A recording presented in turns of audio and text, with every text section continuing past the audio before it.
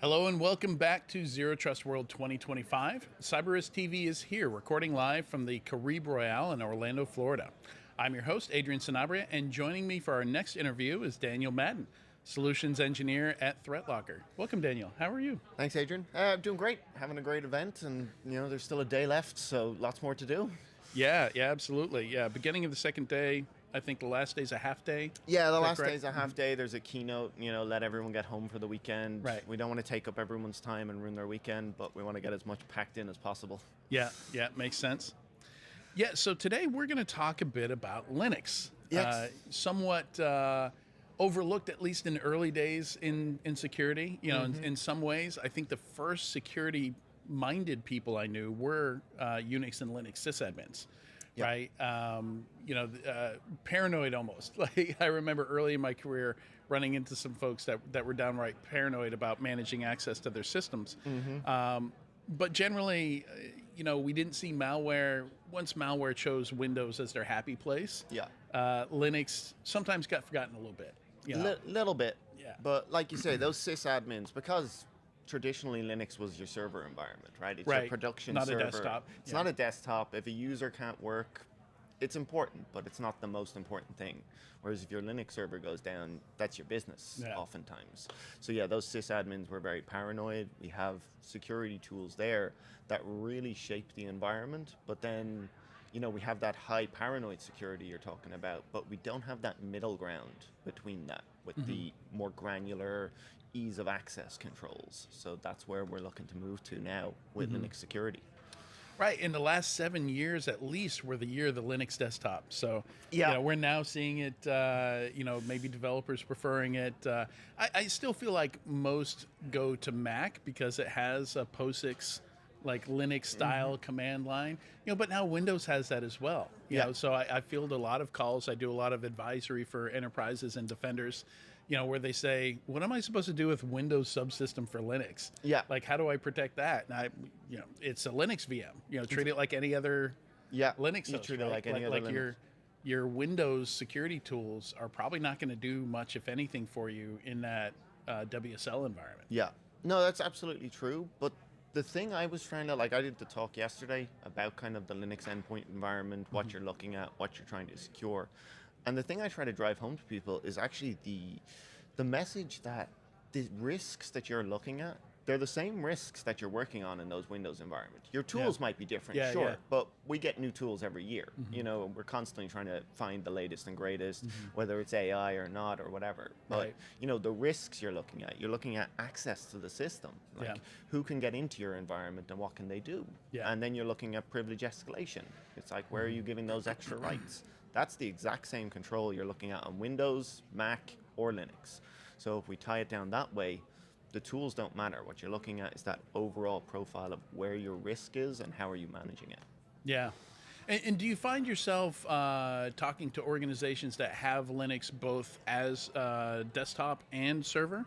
Absolutely. We start a lot with servers because that's the ones, limited access, limited controls and whatnot. But then they say to me, okay, like 5%. Easier to lock down servers than a developer's laptop.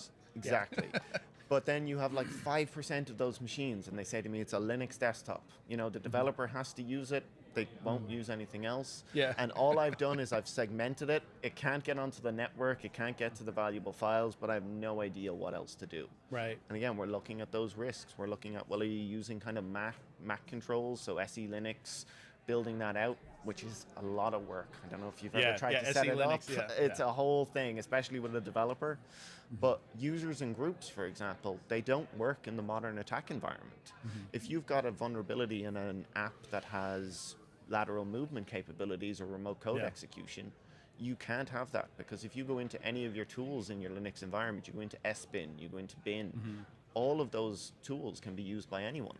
Right. So why does my Apache user have access to SSH or other management tools on the system? It doesn't need it, but we have that ability with the users and groups. We can't stop it. Yeah.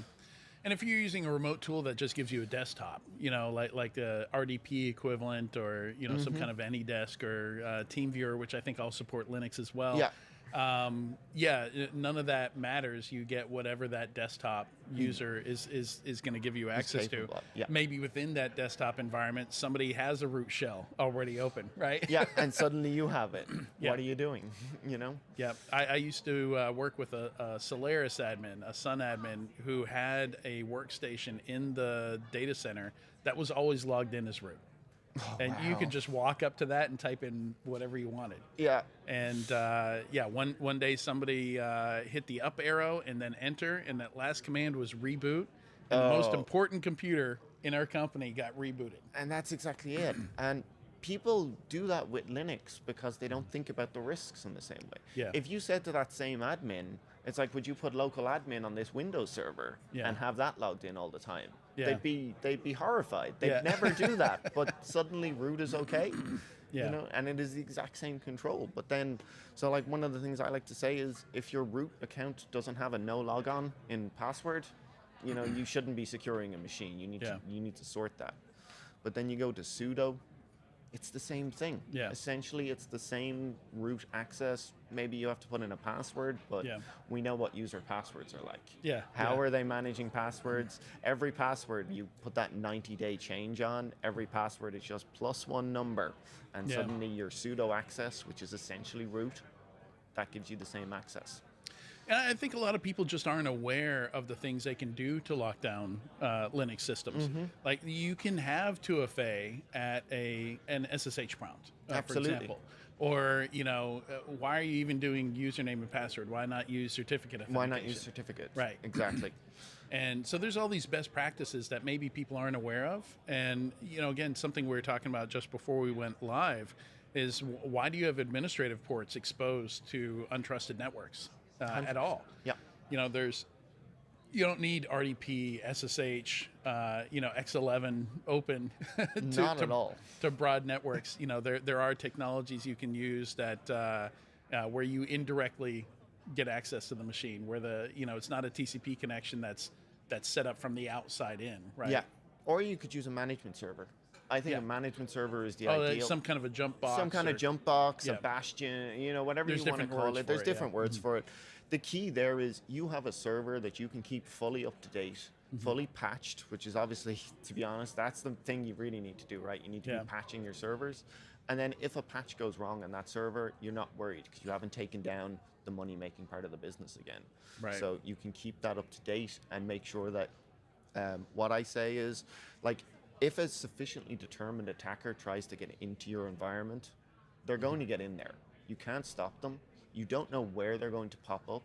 But then what you can do is you can manage it through firewalls, host files, the management server, and you can know where they're able to go. So then you can build out that painful slog for every step they take in your environment. Should be difficult. They shouldn't have access to tools that they don't need.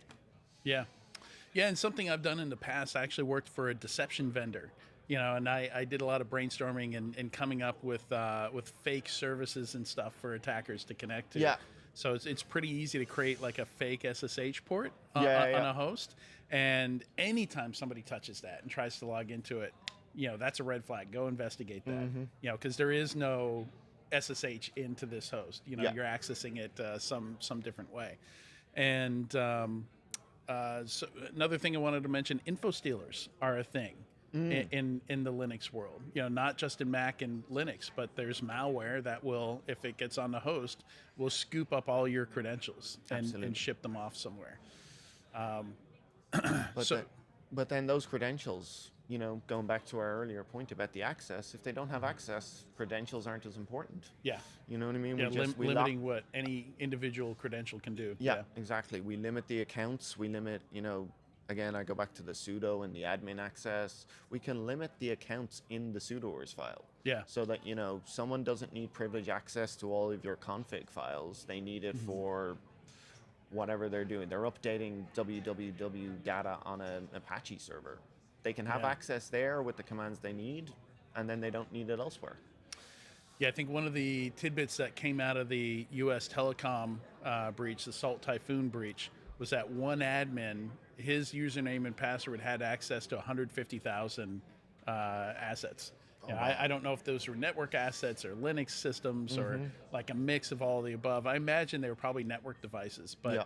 still, that's something you see that's fairly common. There's still organizations out there with Windows systems that all have the same local admin password Absolutely. and haven't renamed the admin account or any of those things that are. It's probably on a post-it just stuck on the side of the server, Yeah. so you don't forget when you log in. Yeah. So yeah, it's yeah, I think you're right in that there's some education needed there, Yeah. and then also it's you know, some of these new ideas of how you manage these resources, like the idea of immutable infrastructure. Like, does this really need to be a Linux host or can it be a container? You know, and the idea of immutable infrastructure, you know, 10 years ago kind of blew my mind. The fact that, look, we have no administrative interfaces into this because if it needs to be patched, we just delete the one that's out there and replace it with one that's not. So, like when the CrowdStrike thing happened and the Delta CEO jumps up, like he's on a news feed and he's talking about having to recover BitLocker keys for 40,000 individual Windows servers. I'm thinking, should you really have 40,000 individual Windows servers? Or should 90% of those be containers? Yeah, should they just be containers? You can just swap them in and out. And it's really interesting. That's a really interesting point because one of the things I always love, I love the idea of set UID. I love the idea of just all of my privilege escalation is set in a completely secure environment and everything works as it should, which it can't work because the first hacking lab I ever did was breaking set UID. But with those containers, you can almost do that. You can just have that automated privilege access for what you need. And as you say, you delete, you move on, you rebuild. Yeah. Yeah. And it's, yeah, so I imagine ThreatLocker does, you support Linux as well, we right? support Linux now. We have a new agent coming out, which is going to tie into, again, looking at the ideal is we have SE Linux, you know, but that's a lot of work. An admin who has 20 hours a week to do other tasks doesn't have time to spend all the time setting up SE Linux, moving configs. So we're tying in with the security APIs. So we can do all the things that we need to do around managing files, managing access, whether it's kind of not allowing applications to run or limiting what they can do. One of the things I always love is looking at something like ORM. I don't know if you've ever heard the Toy Story 2 debacle. No. Years ago, just before Toy Story 2 was due to come out, they ran a BDS environment, I think it was. Somebody got into the wrong directory. They ran ORM/RF, and they deleted a year's worth of production on Toy Story 2. Wow. It was all gone. Wow. But can you imagine a world where we can say, okay, you can use ORM in your home folder, for example, but you can't use it in our production server environment, you know? And there's no real way to have that granular control that I'm aware of without a huge amount of investment on the admin part. Yeah. Whereas now with our agent, we're giving that access through the port. We can do that. We can say ORM is allowed in the home folder, but can't go to etc. Right. Or we can, you know, we can say that foot gun preventions. I think some people might call it. Yeah. Foot gun. New one. So exactly. Avoid shooting yourself in the foot. Because that's always the problem with Linux, isn't it? It's, you know, there's lots of memes lots about of that. Power. Yeah. Anything that gives you lots of power. It's like, your mistakes are that much worse. Windows will stop you from deleting System32, but if you ORM or F on the root, your Linux machine is gone. Yeah. So we can stop that. And then we can take that same principle to privilege access as well. We can limit it to where it's needed in a very granular fashion, but all from a central portal and on all of your machines as well, which eliminates a lot of that headache work from trying to map config files to the Delta CEO with 40,000 servers. Yeah. If you have to manually put a config file on every server, well, that's a lot of work to do and possibilities for fat fingers to make errors. Yeah. Yeah, for sure. Yeah, and it's yeah, your story made me think of some other situations where having that level of automation would help as well. But yeah, just that's something we've been talking about a lot around Zero Trust is the idea that, you know, just because you have a privilege or you can use a tool or something like that doesn't mean you should be able to use it all the time. Yeah. On all the things. Yeah. Like there's so many more aspects to privilege control than just yes or no. Yeah. You have it or you don't have it. And the example I've been using this week is like it'd be great if I could tell my iPhone. I installed the Zero Trust World app, to tell me when the sessions are and stuff like that. I'm not going to need it on Monday. Yeah. Just delete it. Delete it. Get rid of it. It would be great if I could just tell it, like, I'm going to be done with this on Monday. Go ahead and, And that's the traditional problem, especially with Linux and DAC. It's user controlled. You're trusting your users. And what I always say is, here we are at Zero Trust World. It's not somewhat Trust World. Yeah, somewhat trust. That's great. All right. Thank you so much for joining me today. Okay. It's a great conversation. So many new ideas coming out of this conference for how you should be managing stuff. It's really a different way of thinking. Excellent. Yeah. It was a pleasure to be here and great chatting with you.